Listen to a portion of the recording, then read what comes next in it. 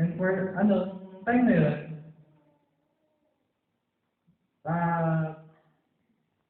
biglang lumitaw po sa tabi nila yung isang anghel ng Panginoon na sinabi sa kanila yung mabuting balita. Ang mabuting balita po na sinasabi dito, kayo pagdating po ng ating Panginoon, isinilang po siya sa bayan ng David. Nandun po tayong Kristyano. Nandun po tayong bisita dito sa Panginoon ng mundo ito. Hindi pa natin kilala si Lord. Nung daw po sa tayo na sa gitna ng pagisingan natin, dumating daw po yung isang tao na ginamit ni Lord para witness ng tao.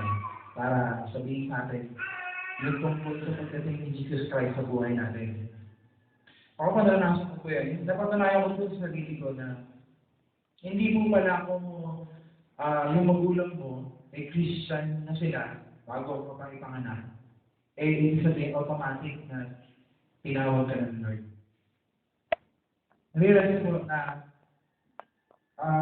kahit na Christian po yung nanay ko, na pinanganak ako sa isang church kami umatin, maraming tao, pero walang ganitong klaseng fellowship.